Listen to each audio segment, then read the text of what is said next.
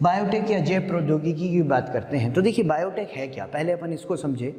तो biotech basically जो अपन technology की बात करते हैं, प्रौद्योगिकी की बात करते हैं, प्रौद्योगिकी का मतलब क्या होता है। नॉर्मली अगर अपन टेक्नोलॉजी की बात करें तो किसी भी नॉन लिविंग को, ठीक है, कोई नॉन लिविंग है, ठीक है, निर्जीव है, उसका हम प्रयोग करके कोई भी हम अपने लिए प्रोडक्ट या उत्पाद बना रहे हैं तो उसको हम टेक्नोलॉजी या टेक्निक, जैसे आप देख सकते हैं पंखा बना है, ये हमारी चेयर बनी है, तो ये सारी चीज़ें किस में आती हैं, टेक्नोलॉजी में आती हैं। लेकिन इसी तरह से अगर हम किसी लिविंग ऑर्गेनिज्म का यूज़ करें, जीवित का यूज़ करें, किसी भी सूक्ष्मजीव माइक्रोब्स का यूज़ करें और उसका उपयोग करके, उसका यूज़ करके अगर हम कोई आवश्यक उत्पाद बना रहे हैं तो उसको हम किस में रखते हैं, उसको हम बायोटेक में रखते हैं, ठीक है ना। तो उसमें बायो वर्ड अपन यूज़ कर लेते हैं कि किसी भी लिविंग का यूज़ करके अगर हम कोई भी प्रोडक्ट बना रहे हैं तो वो किस में आ जाता है, वो फिर बायोटेक वाली बात आ जाती है, ठीक है। तो बायोटेक के अगर अपन प्रिंसिपल या सिद्धांत की बात करें, क्या क्या प्रिंसिपल हैं, तो भाई एक तो है जेनेटिक इंजीनियरिंग, जेनेटिक इंजीनियरिंग या जिसको कहते हैं आनुवांशिक अभियांत्रिकी। एक तो हम कहते हैं जेनेटिक इंजीनियरिंग और दूसरा हम कहते हैं केमिकल इंजीनियरिंग, ठीक है। केमिकल इंजीनियरिंग को हम क्या बोलते हैं, रासायनिक अभियांत्रिकी, ठीक है। तो जेनेटिक इंजीनियरिंग और केमिकल इंजीनियरिंग वाली बात अपन यहाँ पर करेंगे, ठीक है। तो जेनेटिक इंजीनियरिंग पहले क्या है, बेसिकली अपन इसको समझ लेते हैं। तो देखिए जेनेटिक इंजीनियरिंग का मतलब होता है कि किसी भी ऑर्गेनिज्म के, किसी भी जीव के अगर हमने जीनोम में परिवर्तन कर दिया, उसके जीनोम में चेंज कर दिया, ठीक है, जीनोम में परिवर्तन कर दिया, तो उसको हम क्या बोलते हैं, उसको हम कहते हैं जेनेटिक इंजीनियरिंग, ठीक है। कि हमने किस में परिवर्तन किया है, उसको जीनोम में उसके चेंज कर दिया है, ठीक है। जैसे जीनोम में चेंज करने का क्या मतलब है, जैसे कि अगर अपन बात करें कोई बैक्टीरिया है, आप सपोज करो कोई एक बैक्टीरिया है, अब बैक्टीरिया में प्रोटीन बनाने वाला जीन नहीं है, बैक्टीरिया में प्रोटीन बनाने वाला जीन नहीं है, हमने उसमें प्रोटीन बनाने वाले जीन को डाल दिया। हमने बैक्टीरिया में कौन सा जीन डाल दिया, जो कि प्रोटीन बनाता है। तो अब क्या हुआ, जब हमने उसमें प्रोटीन बनाने वाले जीन को डाल दिया तो अब हमने उसके जीनोम में परिवर्तन कर दिया। भाई उसके जीनोम में परिवर्तन किया ना, तो इसको हम क्या कहते हैं, इसको हम कहते हैं जेनेटिक इंजीनियरिंग। अब दूसरी बात, केमिकल इंजीनियरिंग क्या है भाई। तो देखिए केमिकल इंजीनियरिंग का मतलब है कि जैसे कि हमने कोई बैक्टीरिया में जीन तो डाल दिया, चलें ठीक है, जेनेटिक इंजीनियरिंग कर ली, अब उसके बाद हमने उसकी केमिकल इंजीनियरिंग करी।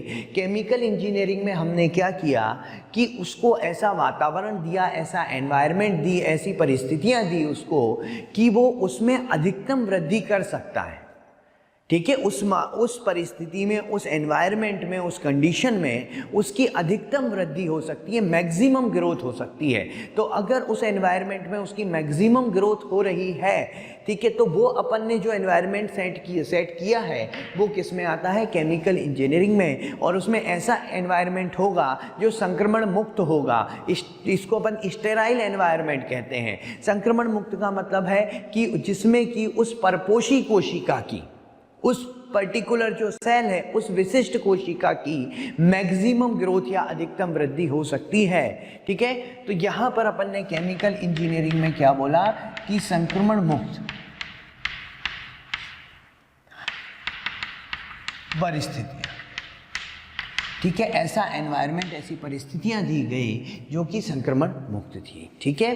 तो बात समझ में आ गई। तो यहाँ पर सिद्धांत या प्रिंसिपल की अपन बात करें तो एक तो हमने क्या बोला, जेनेटिक इंजीनियरिंग, दूसरा हमने क्या बोला, केमिकल इंजीनियरिंग। तो भाई जेनेटिक इंजीनियरिंग क्या हो गई कि हमने किसी सेल की, जिस सेल को अपन क्या बोलेंगे, होस्ट सेल या परपोषी कोशिका, उस परपोषी कोशिका के जीनोम में परिवर्तन कर दिया, जीनोम में चेंज कर दिया। दूसरा हमने कहा यहाँ केमिकल इंजीनियरिंग है, तो केमिकल इंजीनियरिंग में क्या किया, हमने उसको ऐसा एनवायरनमेंट दिया, ऐसी परिस्थितियां दी जिससे कि वो उस एनवायरनमेंट में जो है मैक्सिमम ग्रोथ कर सकती है, अधिकतम वृद्धि कर सकती है, ठीक है। तो उसको हमने किस में रखा, उसको हमने केमिकल इंजीनियरिंग में रखा, ठीक है। बात समझ में आ गई यहाँ पर, ठीक है। तो यहाँ पर चलिए अब अपन बात करते हैं tools of recombinant DNA technology, rDNA तकनीक।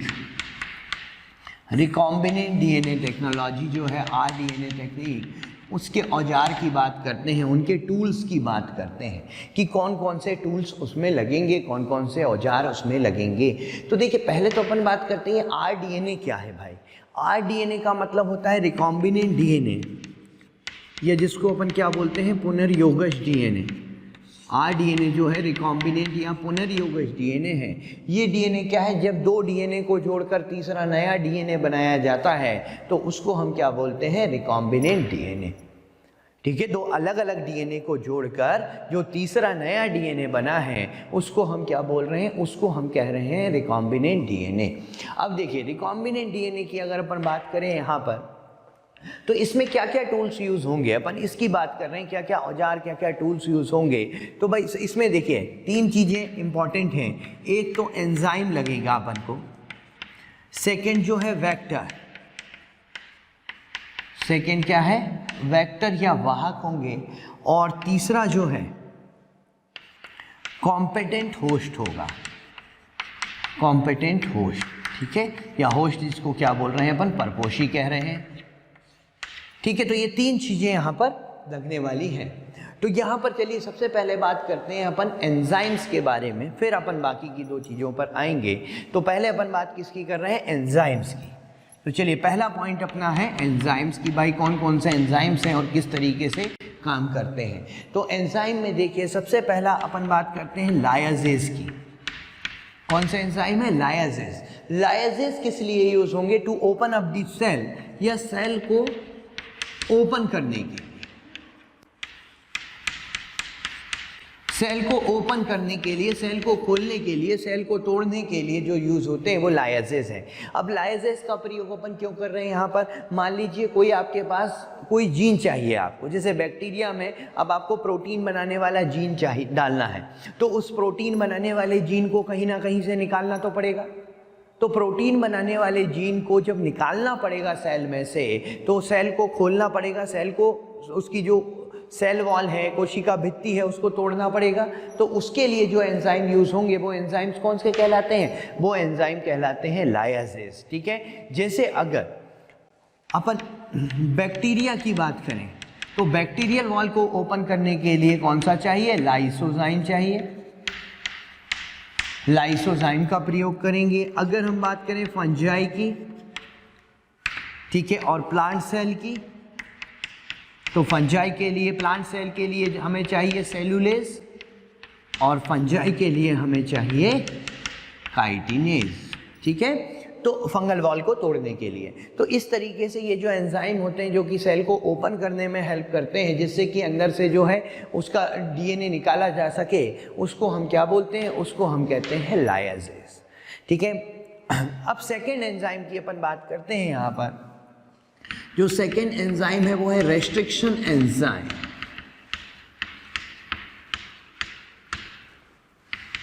रेस्ट्रिक्शन एंजाइम या प्रतिबंधन एंजाइम। ठीक है, सेकेंड एंजाइम जो है रेस्ट्रिक्शन या प्रतिबंधन एंजाइम। तो देखिए रेस्ट्रिक्शन या प्रतिबंधन एंजाइम क्या होते हैं। रेस्ट्रिक्शन या प्रतिबंधन एंजाइम जिसको हम मॉलिक्यूलर सीजर कहते हैं, मॉलिक्यूलर सीजर कहते हैं, मॉलिक्यूलर सीजर या क्या बोला जाता है, इसको आणविक कैंची कहा जाता है। ठीक है, इसको सीजर कैंची क्यों कहा जाता है, क्योंकि ये डीएनए को काटने का काम करेंगे। ये काम किसका करेंगे, डीएनए को काटने का काम करेंगे। और ये जो इन एंजाइम का जो समूह होता है, ग्रुप होता है, वो ग्रुप कौन सा है, न्यूक्लिएजेस। न्यूक्लिएजेस ग्रुप के ये एंजाइम होते हैं। ठीक है ना, ये न्यूक्लिएजेस ग्रुप के एंजाइम होते हैं जिनको हम रेस्ट्रिक्शन या प्रतिबंधन एंजाइम कहते हैं। अब भाई डीएनए को काटने की ज़रूरत क्यों पड़ी, क्योंकि देखो डीएनए जो हमने निकाला सेल में से वो तो बहुत लंबा डीएनए था, उसको पूरे डीएनए को हमको किसी में यूज़ नहीं करना है, हमें केवल उस विशिष्ट, उस स्पेसिफिक पार्ट को यूज़ करना है जहाँ पर प्रोटीन बनाने वाला सीक्वेंस है।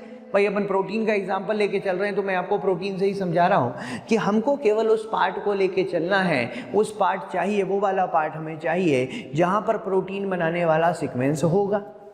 ठीक है ना। और प्रोटीन बनाने वाला सीक्वेंस हमें यूज़ करना है, तो जो डीएनए हमको मिला है वो पूरा डीएनए तो किसी काम का नहीं है ना, हमें उसमें से कुछ भाग को काट के केवल उसको यूज़ करना है। तो जब उसको काटने के लिए जो एंजाइम होंगे वो एंजाइम कौन से होते हैं, उसको काटने के लिए जो एंजाइम चाहिए वो एंजाइम होते हैं रेस्ट्रिक्शन एंजाइम। ठीक है, अब यहाँ पर देखिए रेस्ट्रिक्शन एंजाइम भी 3 तरह के होते हैं। पहला अगर बात करें अपन एक्सोन्यूक्लियस, ये कौन सा होता है, एक्सोन्यूक्लियस। एक्सोन्यूक्लियस क्या करते हैं, डीएनए की दोनों स्ट्रैंड में से किसी एक स्ट्रैंड को काटते हैं। भाई 5' 3' हो गई, ये 3' 5' हो गई।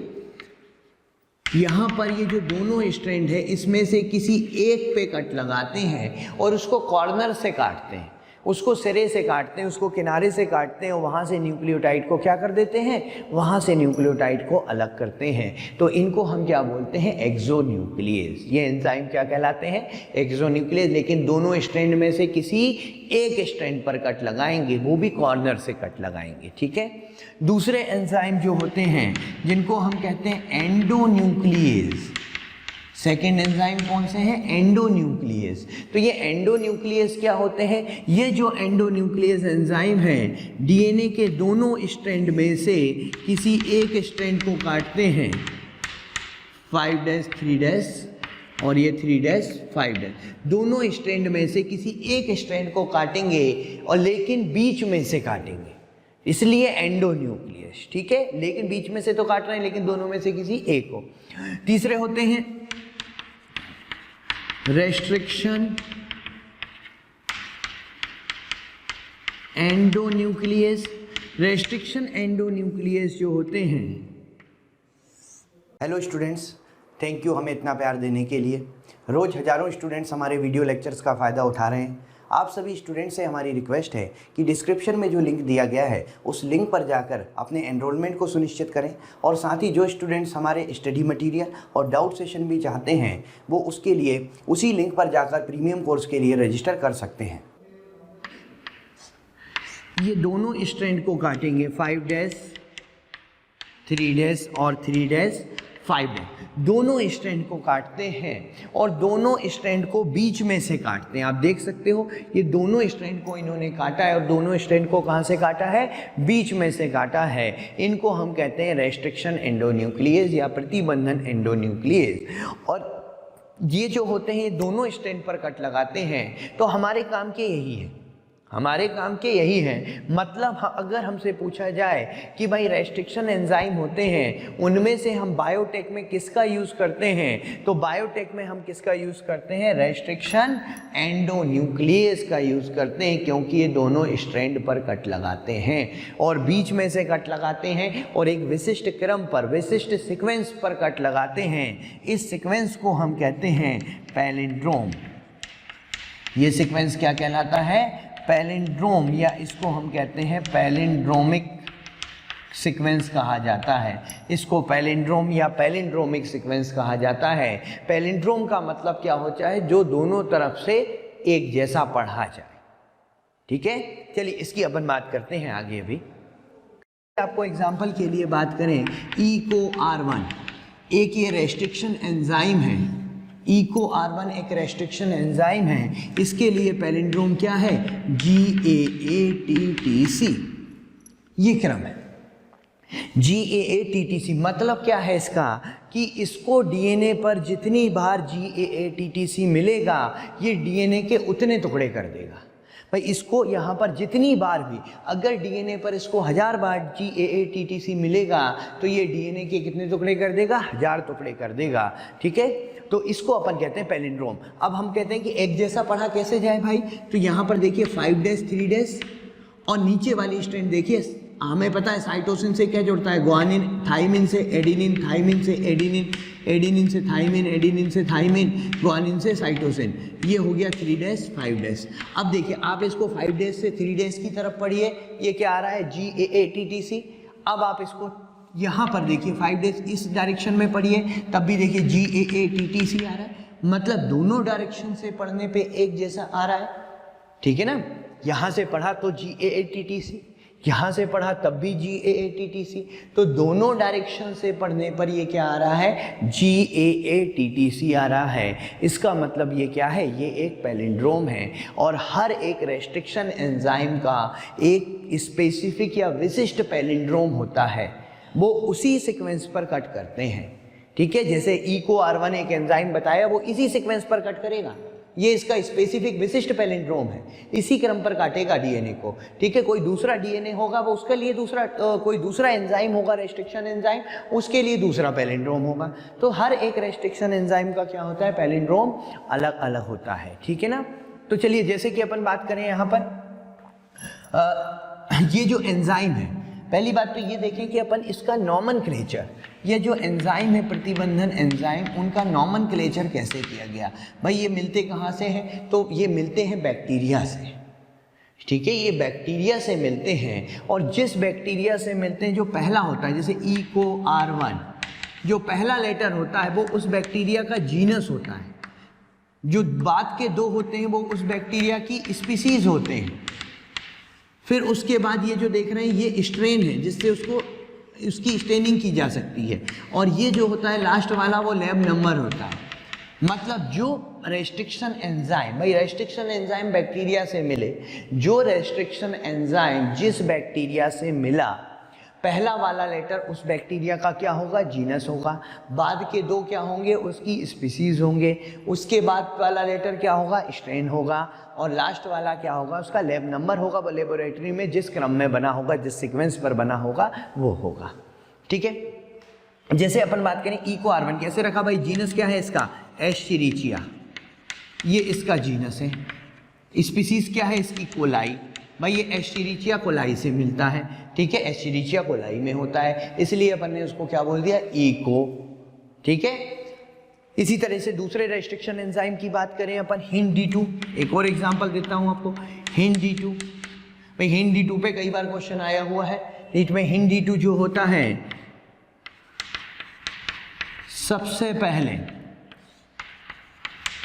खोजा गया रेस्ट्रिक्शन एंजाइम है। सबसे पहले जो रेस्ट्रिक्शन एंजाइम डिस्कवर हुआ वो कौन सा है, HindD2 था। HindD2 क्यों बोला, क्योंकि जिस बैक्टीरिया में मिलता है उसकी जीनस क्या है, उसकी जीनस है हीमोफिलस।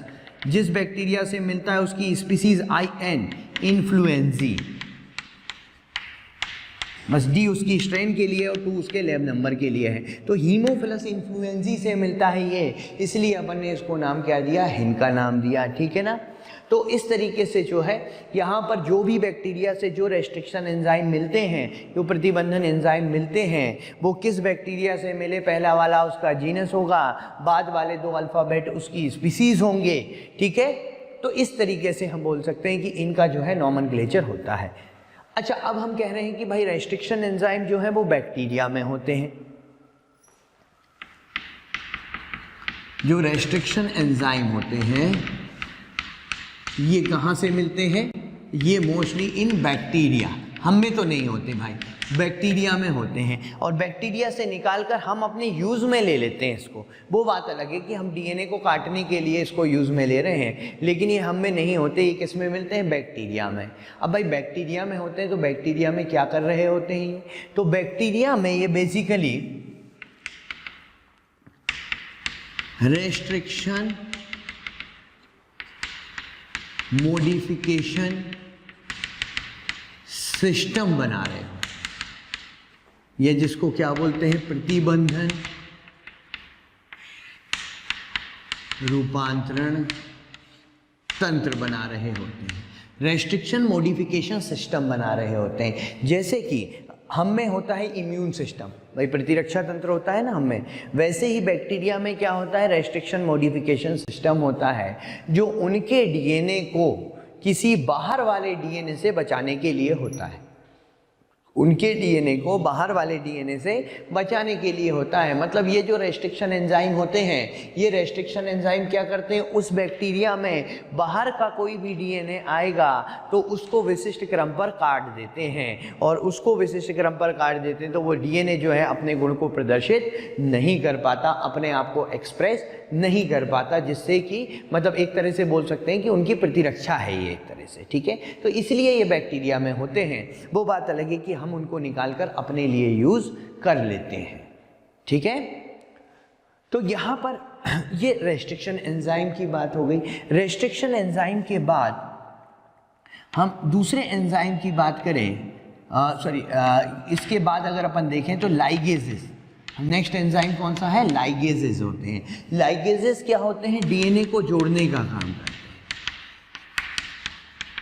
लाइगेजेस जो होते हैं वो डीएनए को जोड़ने का काम करते हैं। भाई दो अलग अलग डीएनए को जोड़ने का काम करेंगे। और ये जो लाइगेजेस होते हैं इनको डीएनए को जोड़ने के लिए 3' एंड पर मुक्त फ्री OH समूह चाहिए और 5' एंड पर फ्री फॉस्फेट ग्रुप चाहिए, ठीक है। तो इनकी रिक्वायरमेंट क्या होती है? डीएनए को जोड़ते तो है, पर भाई कैसे जोड़ सकते हैं कि इनको 3' पर क्या चाहिए? फ्री OH चाहिए और 5' एंड पर फ्री फॉस्फेट चाहिए, तो इनका यूज़ करते हैं, ठीक है। फोर्थ अपन बात करें तो यहाँ पर एल्केलाइन फॉस्फेटेजेस।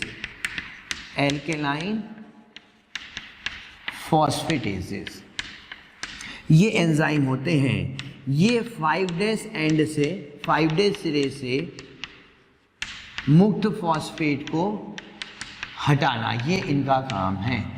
ये 5' एंड से क्या करते हैं? फ्री फॉस्फेट को हटाने का काम करते हैं, ठीक है। अब 5' एंड से हम कहेंगे फ्री फॉस्फेट को हटा दिया, और आपने कहा कि लाइगेज तो फ्री फॉस्फेट चाहिए 5' एंड पर, तो इनने हटाया कि इनको एल्केलाइन फॉस्फेटेजेस को हम उस डीएनए पर डालते हैं जिस डीएनए को हमको जुड़ने से रोकना है, ठीक है। ऐसे डीएनए पर डालेंगे जिस डीएनए को हमको लाइगेज की सहायता से जुड़ने से रोकना है। तो मतलब अपन ये कह सकते हैं ये अनवांटेड या अवांछित लाइगेशन को रोकते हैं। अनवांटेड लाइगेशन जो होता है उसको क्या करते हैं? ये रोकने का काम करते हैं, ठीक है, उनको जुड़ने नहीं देते। इसके बाद जो एंजाइम है वो है डीएनए पॉलीमरेजेस।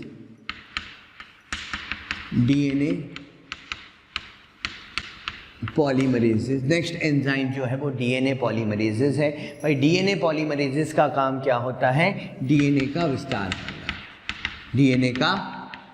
करना, एक्सटेंशन करना डीएनए का, ठीक है। तो उसके लिए हम डीएनए पॉलीमरेजेस का यूज़ करते हैं। तो ये थे सारे एंजाइम, जो एंजाइम हम आरडीएनए टेक्नोलॉजी है जिसको हम क्या बोलते हैं? रिकॉम्बिनेंट डीएनए टेक्नोलॉजी में यूज़ करते हैं। कौन कौन से हो गए? पहला तो लाइगेज है। लाइगेज का हमने यूज़ क्यों किया? कि हमें जो डीएनए निकालना है वो सेल या कोशिका के अंदर से निकालना पड़ेगा, तो उसके लिए सेल को तोड़ना पड़ेगा, उसकी जो सेल वॉल है उसको तोड़ना पड़ेगा। उसके बाद हम अंदर से न्यूक्लियस से डीएनए निकाल सकते हैं, उसके लिए हम लाइगेज का प्रयोग करते हैं, ठीक है।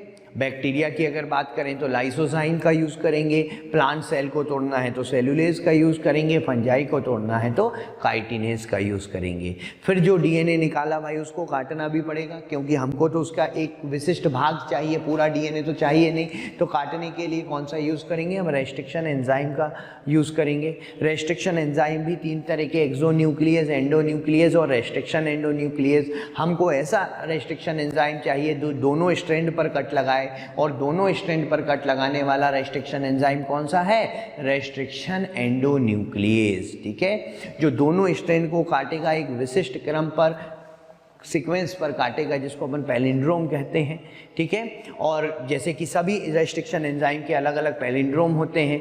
रेस्ट्रिक्शन एंजाइम बैक्टीरिया में बनते हैं, बैक्टीरिया का जो है रेस्ट्रिक्शन मॉडिफिकेशन सिस्टम बना रहे होते हैं, एक तरह से उनका प्रतिरक्षा तंत्र बना रहे होते हैं। उन्हीं एंजाइम को निकाल के हम अपने लिए यूज़ कर लेते हैं। प्यारे बच्चों, रोज़ हमें कमेंट में बहुत रिक्वेस्ट आ रही है कि इस टॉपिक का लेक्चर बना दीजिए, इस टॉपिक को समझा दीजिए। तो हम आप सभी बच्चों से रिक्वेस्ट करना चाहते हैं कि आप जो है हमारे YouTube चैनल को सब्सक्राइब कीजिए और साथ ही साथ बेल आइकॉन को हिट करना ना भूलें, जिससे कि आपसे कोई नोटिफिकेशन मिस ना हो। ये सब हम आपसे इसलिए कह रहे हैं क्योंकि ज़्यादातर बच्चों ने जिन लेक्चर्स की रिक्वेस्ट की हुई है, जिन लेक्चर्स की डिमांड की हुई है, वो ऑलरेडी हमने YouTube चैनल पर डाल दिए हैं, तो आप उस चैनल पर जाकर उसे देख सकते हैं, ठीक है। और जिस बैक्टीरिया से जो एंजाइम मिलता है, जो अपन नाम लिखते हैं उस एंजाइम का, उसमें पहला जो लेटर होता है वो उस जिस बैक्टीरिया से मिला उसका जीनस होता है, बाद के दो जिस बैक्टीरिया से मिला उसकी स्पीसीज होते हैं। ये मेन बात है यहाँ पर, ठीक है ना। फिर उसके बाद हमने कहा लाइगेसेस, भाई डीएनए को निकाल लिया, दो डीएनए को जोड़ना भी पड़ेगा हमें, ठीक है। दो डीएनए को जोड़ना पड़ेगा। उसको हमको एक्चुअली क्या होता है कि जैसे डीएनए है, जैसे मान लीजिए बैक्टीरिया का डीएनए है, अब हमको बैक्टीरिया में प्रोटीन बनाने वाला डीएनए जीन डालना है। तो प्रोटीन बनाने वाला जीन अगर बैक्टीरिया में डायरेक्टली डालेंगे तो वो रेप्लिकेशन या प्रतिकृतियाँ नहीं करेगा, और जब तक वो प्रतिकृति नहीं करेगा तब तक वो अपने गुण को प्रदर्शित नहीं करेगा। तो हम क्या चाहते हैं कि जो जीन हम डालें, जो डीएनए हम डालें, वो डीएनए उस बैक्टीरिया में रेप्लिकेशन या प्रतिकृतियाँ कर सके। तो उसके लिए क्या ज़रूरी है कि हमको उसको बैक्टीरिया के खुद के डीएनए से जोड़ना पड़ेगा। तो उसका खुद का डीएनए जब रेप्लिकेट करेगा तो जो हमने डीएनए भेजा है वो भी क्या कर जाएगा, वो भी रेप्लिकेट कर जाएगा। तो भाई उसके लिए क्या चाहिए हमको, उसके लिए हमको जो है जोड़ना पड़ेगा उसको। तो जोड़ने के लिए लाइगेसेस, एल्कलाइन फॉस्फेटेसेस, जिस डीएनए को जुड़ने से रोकना है उसमें हम एल्कलाइन फॉस्फेटेसेस डाल देंगे, और डीएनए पॉलीमरेसेस डीएनए के एक्सटेंशन के लिए, उसके विस्तार के लिए, ठीक है। तो ये सारे एंजाइम थे। चलिए इसके बाद अपन देखते हैं यहाँ पर कि जो इको R1 है, इसकी मैकेनिज्म क्या होती है, इसकी क्रियाविधि क्या होती है। इको R1 की मैकेनिज्म देखिए, इको R1 की मैकेनिज्म इंपॉर्टेंट है ये भी। इको R1 हमने कहा किसी डीएनए को कौन से क्रम पे काटेगा, कौन से सीक्वेंस पर काटेगा, GAA-TTC पर काटेगा, ठीक है। तो अपन उसकी मैकेनिज्म देखते हैं। देखिए जैसे मान लीजिए कोई अपने पास एक डीएनए है, ये एक मान लीजिए डीएनए है, इस डीएनए के हम उसी क्रम को, उसी सीक्वेंस को ओपन करके लिख रहे हैं जहाँ पर कि इको R1 काम करेगा, बाकी क्रम का कोई मतलब यहाँ पर नहीं है। GAA-TTC, GAA-TTC, हमने इस सीक्वेंस को लिख दिया। मान लीजिए कोई एक डीएनए है जो हमारा वांछित डीएनए है, ठीक है, मतलब वही प्रोटीन बनाने वाले डीएनए है, इस क्रम है इसमें कहीं पर, लेकिन हम उस क्रम को ही देख रहे हैं जहाँ पर GAA-TTC है। दूसरा डीएनए है हमारे पास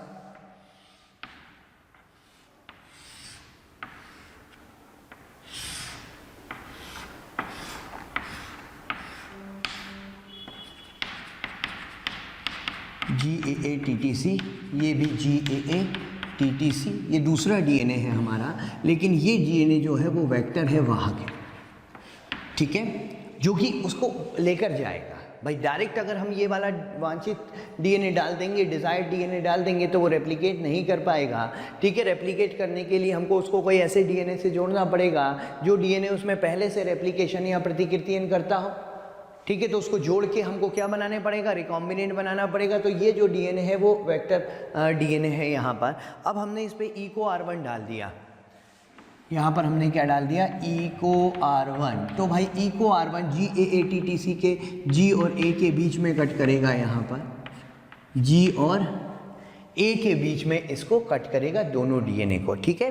तो यहाँ पर G और A के बीच में कट किया तो ये गायब हुआ, यहाँ G और A के बीच में कट किया तो ये गायब हुआ। मतलब ओवरऑल जो है यहाँ पर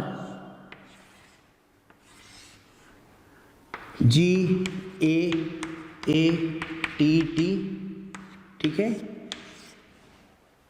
यहाँ पर ये बच गया, ये इस डायरेक्शन में आ रहा है। तो देखिए इसने G और A के बीच में कट किया तो ये गायब हो गया, यहाँ G और A के बीच में कट कर दिया तो ये गायब हो गया। तो ओवरऑल जो बचा यहाँ पर, सॉरी ये उल्टा बना दिया, ये पूरा गायब हो गया है ना यहाँ पर, तो ये इस तरह से आएगा, सॉरी ये पूरा गायब हुआ है ना, तो ये इस तरह से आएगा TTAA, ठीक है ना। यहाँ से ये गायब हुआ, यहाँ से ये गायब हुआ, ठीक है। इसी तरह से यहाँ पर ये डीएनए को जब कट किया अपन ने, तो यहाँ पर TTAA ये बचा, ठीक है। अब यहाँ पे देख सकते हो आपके दोनों एक दूसरे के कॉम्प्लीमेंट्री हैं, पूरक है। यहाँ TTAA, यहाँ AATT, भाई एडिनिन से थाइमिन जुड़ेगा और थाइमिन से एडिनिन जुड़ेगा, ये एक दूसरे के कॉम्प्लीमेंट्री हैं, पूरक है। इनको अपन कहते हैं चिपचिपा छोर, स्टिकी एंड कहते हैं इसको, ठीक है, चिपचिपा छोर या स्टिकी एंड कहते हैं इसको। जब इन पर हम लाइगेज डालते हैं, हमने क्या डाल दिया, इन पर लाइगेज डाल दिया, तो ये दोनों आपस में जुड़ जाएंगे और यहां पर GCTTAA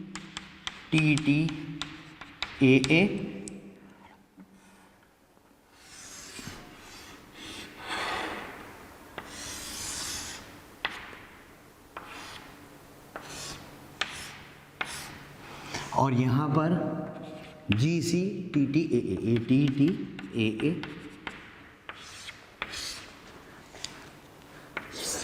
ठीक है। तो ये इस तरीके से बन गया। अब 2 डीएनए जुड़कर तीसरा नया डीएनए बना है, इसको हमने क्या बोला, रिकॉम्बिनेंट डीएनए, रिकॉम्बिनेंट डीएनए, ठीक है। तो इस तरीके से ये काम करते हैं, ठीक है, क्लियर। तो यहाँ पे ये जो अपन ने पढ़ा अभी तक वो था कि एंजाइम्स के बारे में, और एंजाइम जो है किस तरीके से काम करते हैं, EcoR1 की मैकेनिज्म के में उससे समझने की अपन ने कोशिश करी, और बाकी के जो एंजाइम्स हैं वो अपन आगे पढ़ते रहेंगे अलग अलग स्टेप में जैसे जैसे उनका यूज़ होगा, ठीक है। चलिए एंजाइम्स के बाद अपन बात कर लेते हैं यहाँ पर वेक्टर के बारे में, वेक्टर या वाहक। तो देखिए वेक्टर या वाहक में सबसे कॉमन जो यूज़ होता है वो है प्लाज्मिड। सबसे कॉमनली यूज्ड जो वेक्टर होता है वो क्या होता है, प्लाज्मिड होता है। और प्लाज्मिड क्या होते हैं, प्लाज्मिड जो है एक्स्ट्रा क्रोमोसोमल या जिसको क्या बोलते हैं बाह्य गुणसूत्रीय, डबल स्ट्रैंडेड या द्विरज्जुकीय डीएनए होते हैं, ठीक है। बाह्य गुणसूत्रीय द्विरज्जुकीय डीएनए होते हैं, डबल स्ट्रैंडेड डीएनए होते हैं, ठीक है ना, जो प्लाज्मिड्स होते हैं। और ये एक्चुअली बाह्य गुणसूत्रीय एक्स्ट्रा क्रोमोसोमल क्यों बोलते हैं, क्योंकि क्रोमोसोम या गुणसूत्र के बाहर होते हैं और ये गोलाकार होते हैं। ये कैसे होते हैं, गोलाकार डीएनए होते हैं, गोल होते हैं, ठीक है, सर्कुलर डीएनए होते हैं, जिनका अपन जनरली यूज़ करते हैं बैक्टीरिया में किसी भी जीन को भेजने के लिए, क्योंकि ये बैक्टीरिया के खुद के हैं। जनरली ये कहाँ पर मिलते हैं, प्लाज्मिड बैक्टीरिया में मिलते हैं। तो इनको बैक्टीरिया से निकाला जाता है, इसमें दूसरे डीएनए को जोड़ा जाता है और इनको बैक्टीरिया में फिर से डाल दिया जाता है। तो चूंकि ये बैक्टीरिया में रेप्लिकेट या प्रतिकृति कर सकते हैं, अपनी प्रतिकृति बना सकते हैं, तो जो जीन हम इसके साथ जोड़ के भेजेंगे बैक्टीरिया में वो भी अपना रेप्लिकेट कर सकता है, ठीक है।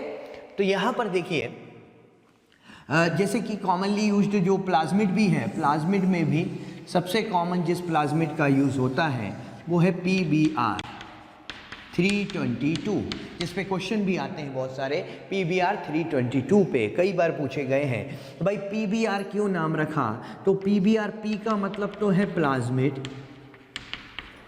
BR का मतलब है यहाँ पर बोलीवर एंड रोड्रिगुएज, बोलीवर एंड रोड्रिगुएज, ठीक है। PBr 3 और 322 उसका नंबर होगा, लैब नंबर, जिस लैब में जिस नंबर पे बना होगा वो।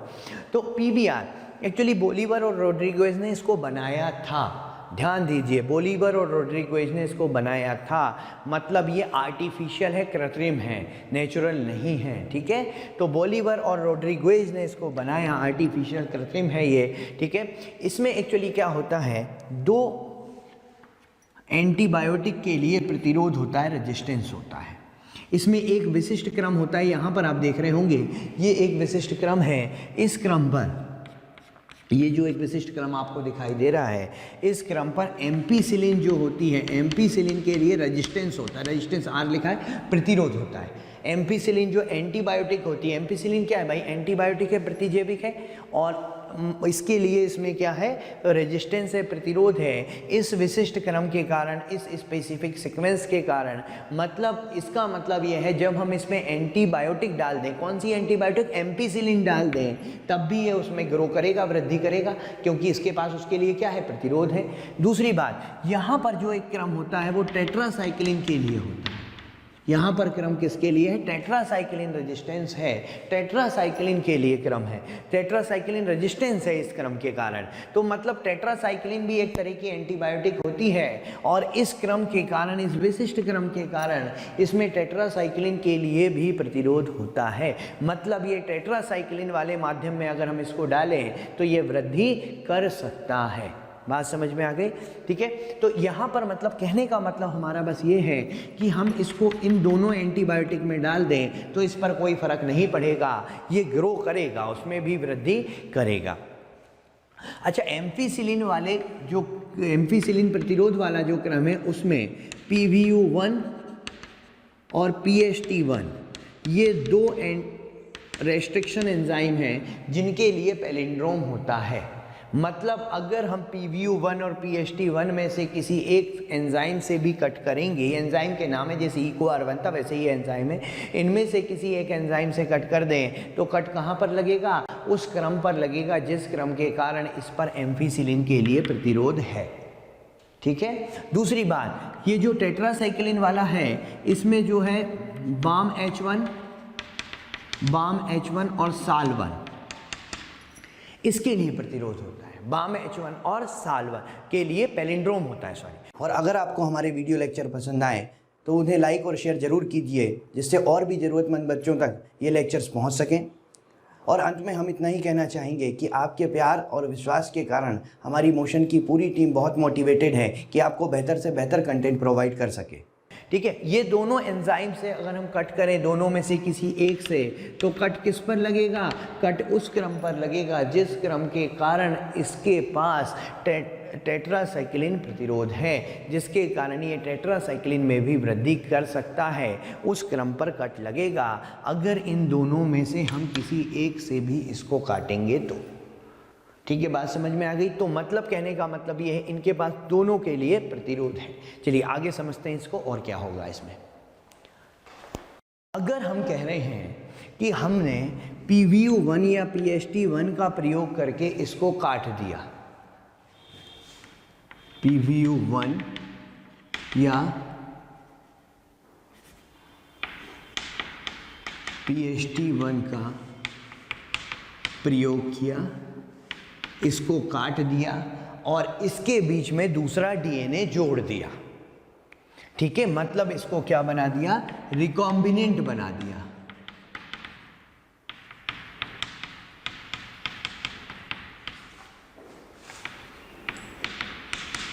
इसके प्रयोग से हमने इसको काटा और इसको क्या बना दिया? रिकॉम्बिनेंट बना दिया। तो जब हमने इसको PVU1 या PST1 का प्रयोग करके काट दिया और इसको रिकॉम्बिनेंट बना दिया, तो अब क्या हुआ? इसका जो एम्फीसिलिन प्रतिरोध वाला क्रम था वो बिगड़ गया। इसका जो एम्फीसिलिन प्रतिरोध वाला क्रम था वो क्रम क्या हो गया? वो तो बिगड़ गया क्योंकि दूसरा DNA जोड़ दिया, तो इसका ये सीक्वेंस बिगड़ गया, तो इसमें एम्फीसिलिन प्रतिरोध क्या हो गया? खत्म हो गया। अब ये एम्फीसिलिन में वृद्धि नहीं करेगा। ठीक है, तो ये जो है एम्फीसिलिन में वृद्धि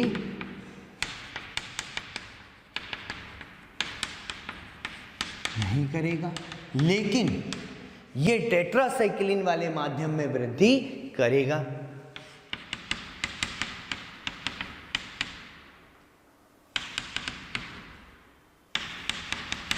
टेट्रासाइक्लिन वाले माध्यम में वृद्धि करेगा। ठीक है ना, बात समझ में आई ना? अगर हमने इसको रिकॉम्बिनेंट बना दिया, इन दोनों में से किसी एक को काट के दूसरा DNA जोड़ दिया, इसका मतलब इसका एम्फीसिलिन प्रतिरोध वाला क्रम बिगड़ गया। अब हम इसको एम्फीसिलिन वाले मीडियम में डालें, उसके माध्यम में डालें तो ये वृद्धि नहीं करेगा, लेकिन टेट्रासाइक्लिन वाले माध्यम में तो वृद्धि करेगा ना।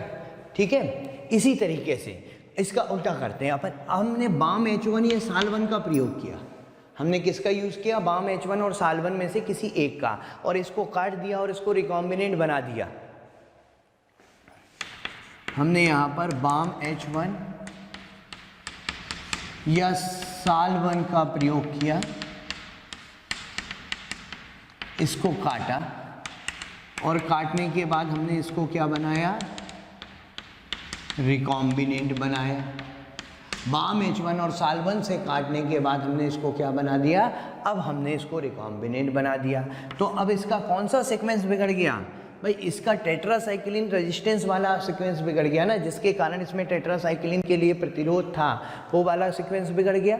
तो अब क्या होगा, ये टेट्रासाइक्लिन में तो वृद्धि नहीं करेगा लेकिन एम्फीसिलिन में तो करेगा। तो देखिए एम्फीसिलिन में ये वृद्धि करेगा और टेट्रासाइक्लिन में वृद्धि नहीं करेगा। ठीक है, ये बात समझ में आई इतनी। लेकिन अब यहाँ पे ध्यान दीजिए, अगर हम कहें कि अगर हमने इसमें PBU1 और PST1 से काटा और रिकॉम्बिनेंट बनाया तो इसको एम्फीसिलिन में वृद्धि नहीं करनी चाहिए, टेट्रासाइक्लिन में वृद्धि करेगा। लेकिन अगर अभी भी ये एम्फीसिलिन में वृद्धि कर रहा है, इसका मतलब ये रिकॉम्बिनेंट बना ही नहीं, इसके बीच में दूसरा DNA जुड़ा ही नहीं, है ना। इसी तरीके से अगर हमने बाम H1 साल1 से काटा तो और रिकॉम्बिनेंट बनाया, तो हमें पता है कि बाम H1 या साल1 से काट के रिकॉम्बिनेंट अगर हमने बनाया है तो इसमें टेट्रासाइक्लिन में इसको वृद्धि नहीं करना चाहिए। वृद्धि किस में करेगा, लेकिन एम्फीसिलिन में करेगा।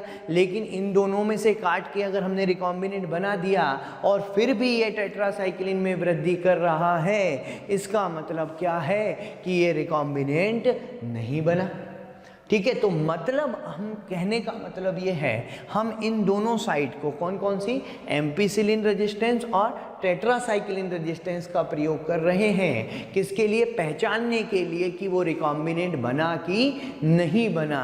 इसीलिए हम इनको क्या बोलते हैं, इनको हम सेलेक्टेबल मार्कर कहते हैं, सेलेक्टेबल मार्कर कहते हैं, या इसको हम क्या बोलते हैं, वर्ण योग्य चिन्हक, सेलेक्टेबल मार्कर या वर्ण योग्य चिन्हक। तो यहाँ पर जो सेलेक्टेबल मार्कर हैं वो क्या हैं, प्रतिजैविक प्रतिरोधी स्थल। ठीक है, ये जो प्रतिजैविक प्रतिरोधी स्थल हैं जो किस किस के लिए प्रतिरोध हैं, एम्फीसिलिन और टेट्रासाइक्लिन के लिए, इनका हम प्रयोग कर रहे हैं पहचानने के लिए कि ये रिकॉम्बिनेंट बना कि नहीं बना। तो इसलिए अपन ने क्या बोला, इसको सेलेक्टेबल मार्कर कहा। ठीक है ना। जैसे कि आप यहाँ पर देखिए, इसके अलावा भी इसमें बहुत सारी साइट्स होती हैं, जैसे एंजाइम से हम इसको कट कर सकते हैं। जैसे हम इसको यहाँ पर इको R1 के लिए भी पैलिंड्रोम होता है, वही GAATTC वाला। यहाँ पर CLA1 के लिए भी पैलिंड्रोम होता है, यहाँ पर HindD2 के लिए भी पैलिंड्रोम होता है। ठीक है। अच्छा, यहाँ पर देखो ये प्लाज्मिड है ना, तो यहाँ पर ओरी भी होगी, ओरी प्रतिकृति क्या उत्पत्ति, जिसको अपन कहते हैं ओरिजिन ऑफ रेप्लिकेशन या प्रतिकृति की उत्पत्ति स्थल। ये तो नॉर्मली है, खैर इसका अपन को कोई ज़्यादा लेना देना नहीं है। यहाँ पर एक और साइट होती है जिस पर कि ROP होता है, प्रतिकृति के लिए जो प्रोटीन बनता है, प्रोटीन ऑफ रेप्लिकेशन, वो यहाँ इस क्रम के कारण बनता है। इस पर भी एक पैलिंड्रोम होता है PBU2 के लिए। PBU2 एंजाइम से कट करेंगे तो यहाँ पे कट लगता है, इको R1 से कट करेंगे तो यहाँ कट लगेगा, CLA1 से कट करेंगे तो यहाँ कट लगेगा, HindD2 से कट करेंगे तो यहाँ कट लगेगा। लेकिन इनका हम यूज़ करते नहीं हैं। क्यों? अगर मान लो इको R1 से आपने काट दिया और रिकॉम्बिनेंट बना दिया, इको R1 से काट दिया, CLA1 से, किसी से भी काट दिया और रिकॉम्बिनेंट बना दिया इनमें से, ठीक है, तो ये पहले भी दोनों में वृद्धि करते थे, बाद में भी दोनों में वृद्धि करेंगे। तो हम पहचान नहीं सकते ना कि कौन सा रिकॉम्बिनेंट बना और कौन सा रिकॉम्बिनेंट नहीं बना। तो उसको पहचानने के लिए अगर अपन बात करें तो हमको इन्हीं चारों में से किसी एक एंजाइम से काट के रिकॉम्बिनेंट बनाना पड़ेगा, जिससे हमें ये पता चल सके कि हम जो प्रोसेस कर रहे हैं वो प्रोसेस सक्सेस हो भी रही है या नहीं हो रही है। ठीक है, हम तो प्रोसेस करे जा रहे हैं, लेकिन अब वो सक्सेस भी हो रही है या नहीं हो रही है, उसके लिए हमें क्या करना पड़ेगा, उसके लिए हमें इन चारों में से किसी एक से काटना पड़ेगा।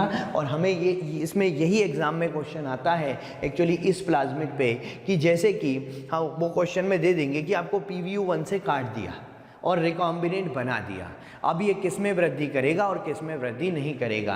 तो हमें पता होना चाहिए PBU1 से काट दिया और रिकॉम्बिनेंट बना दिया, इसका मतलब ये है कि अब हमें पता होना चाहिए PBU1 वाला क्रम किस पे होता है, इससे कट कहाँ लगेगा, एम्फीसिलिन रेजिस्टेंस पर लगेगा। मतलब अब ये एम्फीसिलिन रेजिस्टेंस इसका समाप्त हो जाएगा, लेकिन टेट्रासाइक्लिन रेजिस्टेंस रहेगा। मतलब एम्फीसिलिन में ये वृद्धि नहीं करेगा, टेट्रासाइक्लिन में करेगा। इसी तरह से PST1 से काट दिया, रिकॉम्बिनेंट बना दिया, तो भाई हमें पता है PST1 कहाँ होता है, ये भी एम्फीसिलिन रेजिस्टेंस वाली साइट पर होता है। तो अब ये एम्फीसिलिन रेजिस्टेंस खत्म हो गया इसका, तो एम्फीसिलिन में ग्रो नहीं करेगा, टेट्रासाइक्लिन में करेगा। इसी तरीके से बाम H1 और साल 1 की बात कर लो आप, भाई बाम H1 से कट कर दो या साल 1 से कट कर दो, रिकॉम्बिनेंट बना दो, दोनों में से किसी का भी क्वेश्चन आ जाए तो हम कहेंगे कि टेट्रासाइक्लिन में ग्रो नहीं करेगा लेकिन एम्फिसिलिन में ये ग्रो करेगा। तो इस तरीके से इस पे क्वेश्चन आते हैं, ठीक है। तो ये वाली बात आपको यहाँ पर याद रखनी है। तो ये एक बहुत कॉमनली यूज्ड प्लाज्मिड है जिसके बारे में अपन ने यहाँ पर बात करी है। उस कॉमनली यूज्ड प्लाज्मिड को हम क्या बोलते हैं, ये जो कॉमनली यूज्ड प्लाज्मिड है ये है PBr 322। चलिए इसी तरीके से एक प्लाज्मिड की बात अपन और करते हैं यहाँ पर, PUC19। एक और प्लाज्मिड होता है PUC19। देखिए PUC का नाम क्यों दिया, क्योंकि यूनिवर्सिटी ऑफ कैलिफोर्निया में बना था ये, 19 उसका लैब नंबर था, ठीक है। यहाँ पर थोड़ा सा सीन अलग है। यहाँ पर एक्चुअली क्या होता है, एक क्रम होता है, यहाँ पर ये पूरा एक क्रम होता है और इस क्रम, ये जो क्रम है वो लेग जेड क्रम है। और लेग जेड जो होता है वो एक एंजाइम बनवाता है बीटा गैलेक्टोसाइडेज। लेग जेड क्रम के कारण कौन सा एंजाइम बनता है, यहाँ पर जो एंजाइम बनेगा वो है बीटा गैलेक्टोसाइडेज। और इस क्रम पर जो है कई सारे एंजाइम के लिए पैलिंड्रोम मिल जाता है। इसमें आपको इको R1 के लिए पैलिंड्रोम मिल सकता है, इसमें आपको बाम H1 के लिए मिल सकता है, साल 1 के लिए मिलेगा, क्ला 1 के लिए मिलेगा, PBU2 के लिए मिलेगा, हिंड D2 के लिए मिलेगा। तो बहुत सारे एंजाइम के लिए क्रम जो है पैलिंड्रोम ये यहाँ पर मिलता है। मतलब इनमें से किसी भी एंजाइम का यूज़ करके हम यहाँ पर कट लगा सकते हैं जो किसके लिए रिस्पॉन्सिबल है, बीटा गैलेक्टोसाइडेज एंजाइम बनाने के लिए। अब इसमें होता क्या है यहाँ पर, जी यूसी ध्यान रखना, यूनिवर्सिटी ऑफ कैलिफोर्निया है, ठीक है ना। अब यहाँ पर होता क्या है, आप देखिए कि ये नॉर्मली जो क्रोमोजेनिक सब्सटेंस होते हैं, क्रोमोजेनिक पदार्थ मतलब जो रंग उत्पन्न करने वाले पदार्थ हैं उनके साथ, जैसे कि एक्सगेल, उस पदार्थ को क्या बोलते हैं, एक्सगेल, इसके साथ ये ब्लू कलर देता है। कौन सा कलर देता है, ब्लू कलर देता है। ब्लू कलर किसके कारण से देता है, बीटा गैलेक्टोसाइडेज के कारण, बीटा गैलेक्टोसाइडेज की उपस्थिति के कारण ये कौन सा कलर देता है, ब्लू कलर देता है, ठीक है ना। अगर हमने इन किसी एंजाइम से इसको कट कर दिया और रिकॉम्बिनेंट बना दिया, मतलब इन एंजाइम में से किसी एक से भी कट करके अगर हमने इसमें दूसरा DNA जोड़ दिया तो क्या हुआ, इसका लेग जेड वाला क्रम बिगड़ गया। भाई इसका लेग जेड वाला क्रम क्या हुआ, बिगड़ गया, मतलब अब ये बीटा गैलेक्टोसाइडेज नहीं बनाएगा, ठीक है ना।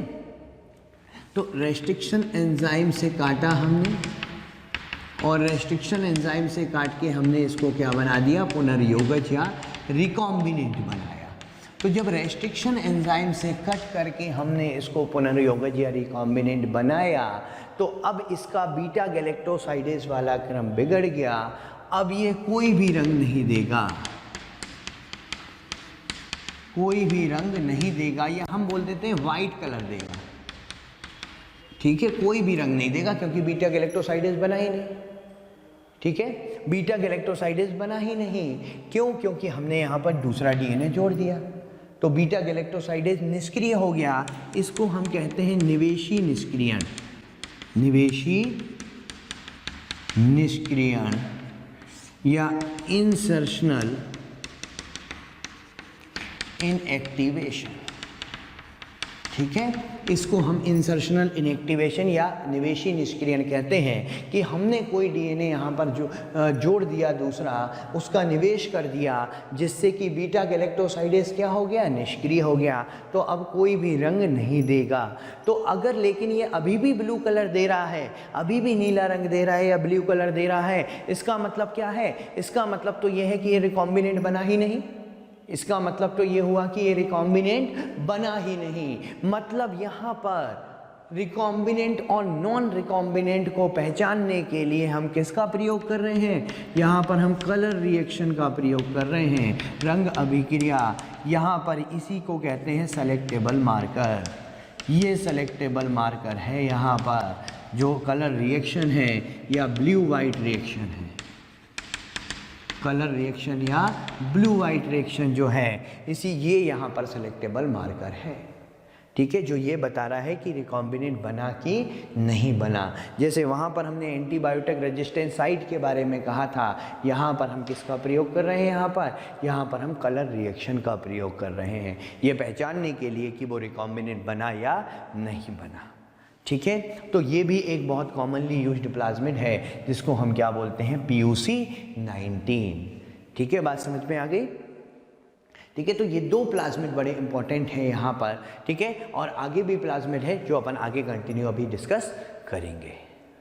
और बच्चों, अगर आप चाहते हैं कि जो टॉपिक हम यहाँ पढ़ा रहे हैं वो आपको भी मिल सके, या जो टॉपिक हम यहाँ पढ़ा रहे हैं उसका पूरा लेक्चर आपको भी मिल सके, तो आज ही कॉल कीजिए 18002121 799 पर।